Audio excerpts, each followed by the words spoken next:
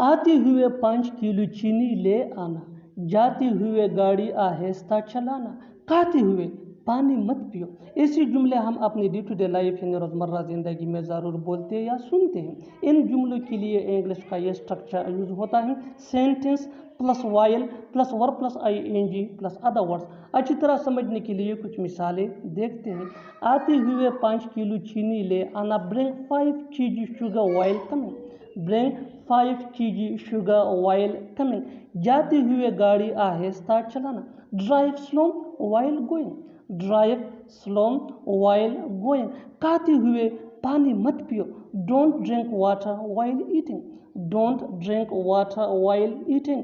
بالکل ہم اسٹرکچر کو سٹیپ بائی سٹیپ فالو کر رہے ہیں، آپ بھی اسٹرکچر کی مدد سے سیکھ سکتے ہیں، بنا سکتے ہیں۔ ایسے ہزاروں جملے انگریزی زبان میں آسانی سے that can be really helpful for you۔ اچھی طرح سمجھنے کے لیے ایک اور مثال دیکھتے ہیں۔ one more example for better understanding۔ آتے ہوئے بچوں کو اسکول سے لے آنا، آتے ہوئے بچوں کو اسکول سے لے آنا، pick up children from school while coming، pick up children from school while coming۔ اور آخر میں یہ سینٹنس آپ کے لیے، کامنٹ سیکشن میں اس کا جواب ضرور دینا۔ آتے ہوئے مجھے فون کرنا، آتے ہوئے مجھے فون کرنا۔ Subscribe to English PS for more advanced English sentence structure۔ Thanks man۔